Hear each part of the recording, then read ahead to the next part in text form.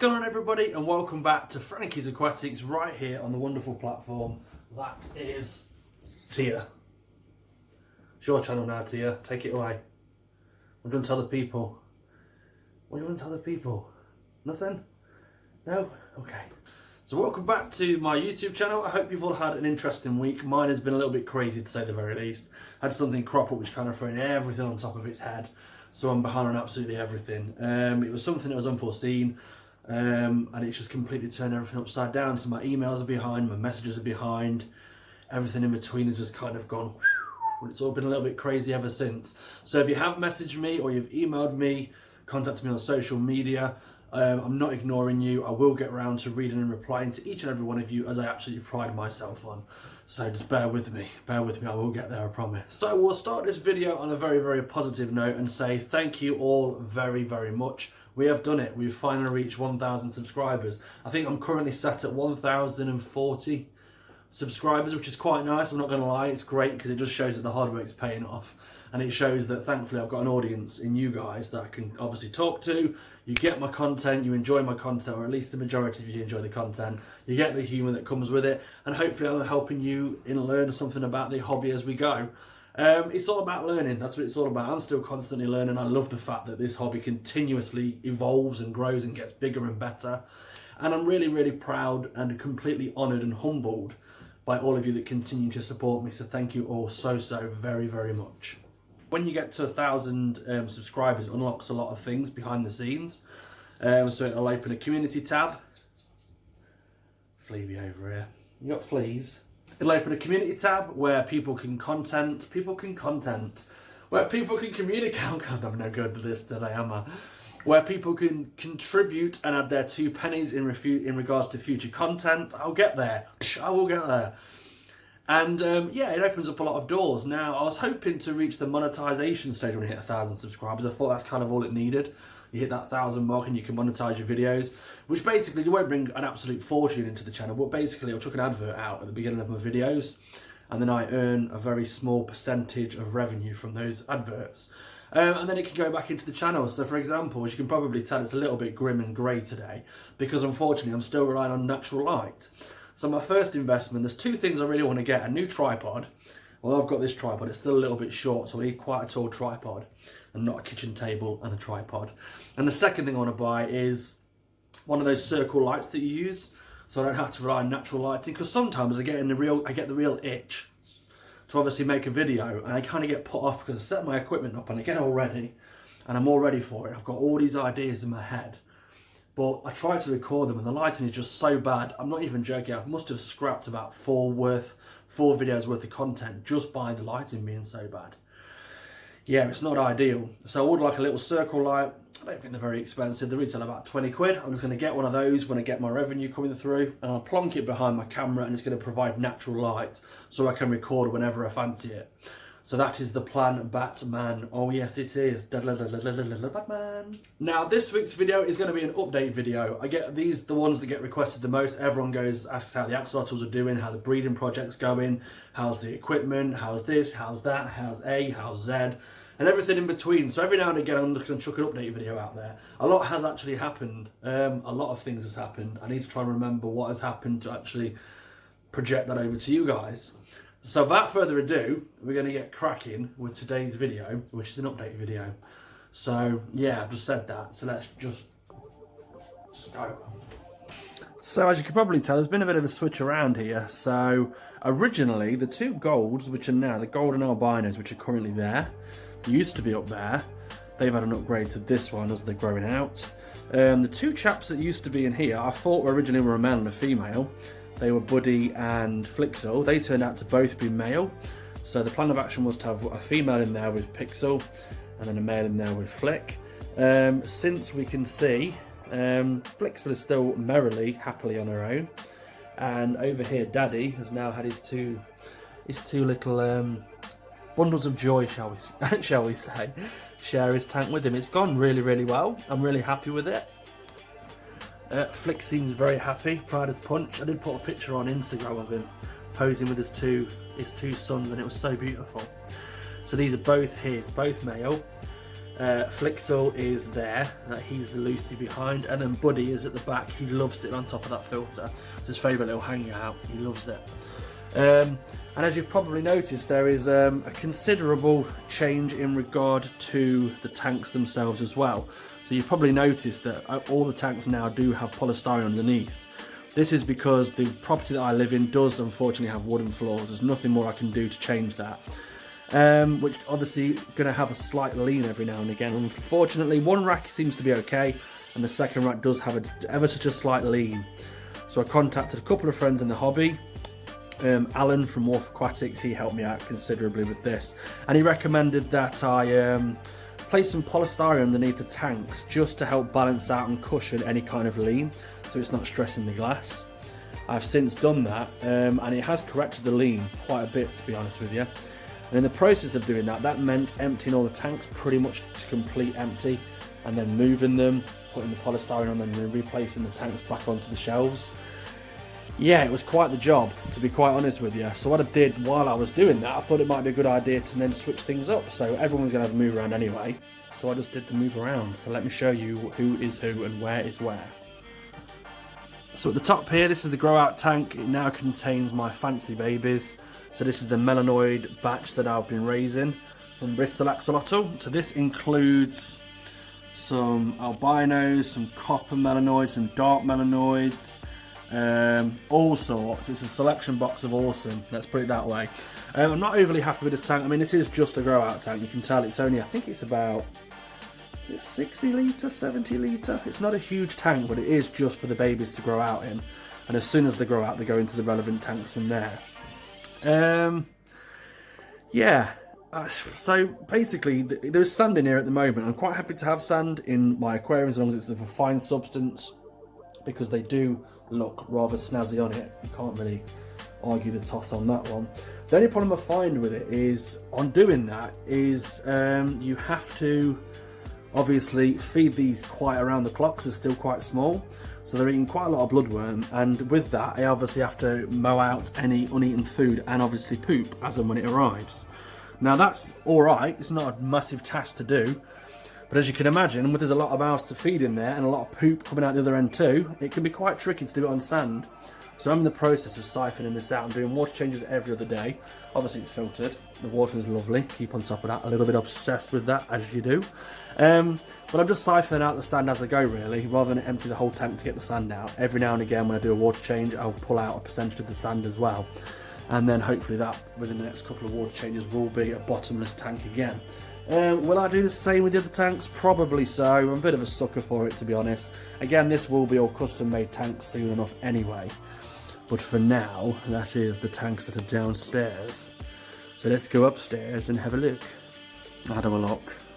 I'm one of these lot that walks around. It's not quite a selfie stick, but it is a bit of a wally trolley, isn't it? It looks a bit. Meh. Hello. Just for those of you who think I'm joking about the kitchen table, I'm not. I literally have to drag the kitchen table in because I've only got a small tripod. Small tripod I said. Don't take it rude. Up here there's been a very slight change. So the grow out rack used to be on that side and the breeders tubs used to be on this side. We've just switched them around because now basically they're filtered now. This system here was going to be filtered originally, but I thought better of it because, for one, could you imagine trying to filter each and every section of that rack, because pretty much the majority of that is constantly in use. It'll be a tricky task to say the very least. And not only that, I wanted to keep it, because obviously this requires water changes every single day. So every single day of my life, each and every one of these drawers gets opened and it's 100% water change with cold treated water. It helps keep the axolotls happy. And obviously, not only that, it gives me one-on-one time with each and every axolotl that's in this rack to make sure that they're happy, they're healthy, they're growing right, there's no injuries, there's no squabbling, and there's nothing that needs my attention. Whereas if I was filtered, I'd still obviously be feeding and checking on them every day, but it would lower my one-on-one time with each axolotl, so I thought better of it. I'm just going to keep this manually looked after, whereas this station over here has now got filter in it, so there's only one in use at the moment. There is going to be all of these eventually in use and another 2 on top, so it'll be So it'll be 1, 2, 3, 4, 5 and 6. That's the plan, Batman. So, but right now I've just got the 4 tubs. Just one of them currently in use. And it's run on a sponge filter, which is at the back just there. This has currently got one of our wild types in, which I'll show you. I love this chap. This is the one that I'm in no rush to obviously find a new home for, because I'm quite happy to keep him for the time being. Very, very beautiful. He did originally have a home, and then a day before delivery, if you look at his back feet, he's got a couple of missing digits, and that was down to his sibling having a bit of a squabble with him and nipping off his little toes. I've since decided to I obviously refunded the customer, or I offered a refund and a replacement order, and I decided to keep hold of this little guy and his brother, and I kind of got them back up to better health, and one of them went to a new home, and this chap has stayed ever since. He's a beautiful little character. He's very, very tame, but eventually he will find his forever home, and it'll be a sad day all round for me anyway. Sponge filters are run by one pump, so as you can see, that's got the nice filter bubbling away over there, which is basically, if you look at the back here, I've drilled holes, well, I soldered holes into the tubs to feed the air pipe through. That runs down the back. Hello plushie. That runs down the back directly to the pump, which is where, I hear you ask. It's being all kinky behind the curtains, look. It's having a bit of bondage behind the curtains. So this hangs up here to eliminate the noise. Now, it does sound dreadful on the video, I'll give you that, but it actually isn't. It's quite silent, whereas before it was sat just there and it was vibrating, and because it was in like a cove, like an alcove, it was really giving some noise, whereas now it's hanging off. I used tie wraps and I just tied it to the, let me show you this way. I tie wrapped it to the curtain rail at the top here. And yeah, it sounds dreadful on the video, but I can absolutely assure you it's quite a pleasant hum, especially in comparison to what it was. It was dreadful before. And for those of you who might not know, I do keep betters too. Not quite as many as I used to, granted. But I keep, this is Jax. He's my unicorn veil tail. It focuses. An absolutely splendid boy. I love him so much. He's an old boy now, unfortunately. He is slowing down quite considerably. But he's still got a good appetite, he's still happy, and he's still going strong, and his colours are just so unique. I don't think this video is going to do him any justice. He's like a bluey purple, and then he fades off to a light paley peach pink. He's just stunning. But as you can see by his head, I've noticed that maturing males, or getting old, when they start to age, they do start to have this almost discoloration to the head, and this boy's definitely got it. So yeah, as you can imagine, it's this is the room originally where my YouTube videos used to be recorded. I used to film them from over here, like this, I think, or was it like this? It might have been like, yeah, it was like this, because the rack used to be over here. So once upon a time I used to film all my videos up here.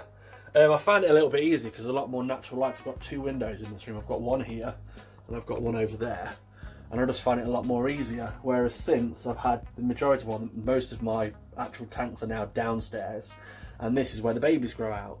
So when people come to collect, I go, follow me upstairs, and I take them to my bedroom, and then that's when I show off, obviously, my babies. So yeah, things have changed quite considerably, but it's definitely for the better. It really is. So long may they continue to grow. So by the time this video goes out on Monday, I should hopefully have my community tab, which is basically it's like a bit like a Twitter feed almost on my YouTube channel, where I can post pictures, I can do polls, I can ask what videos you'd like to see next, and I want to kind of get that going as soon as I've got it available. Apparently it unlocks within a week of having 1,000 subscribers, which thanks to you lovely lot I now have.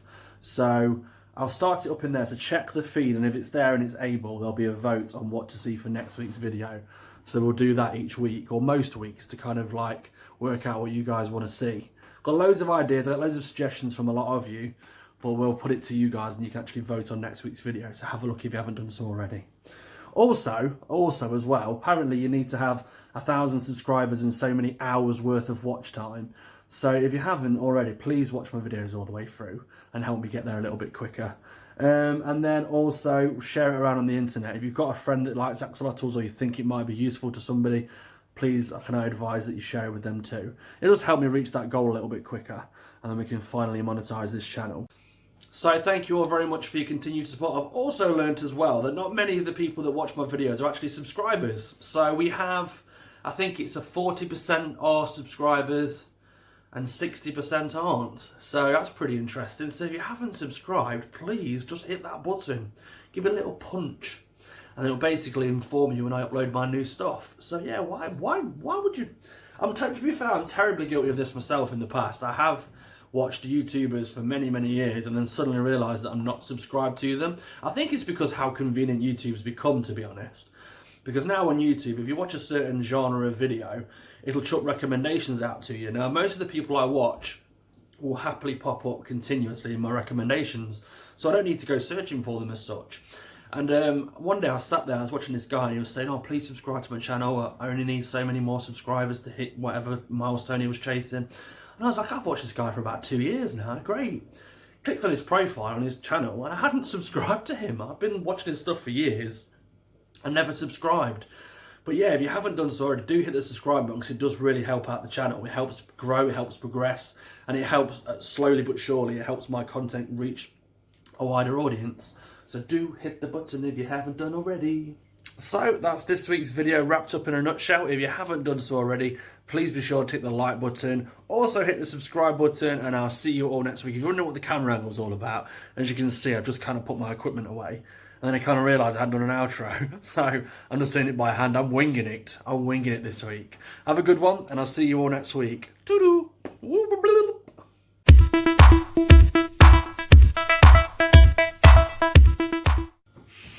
So...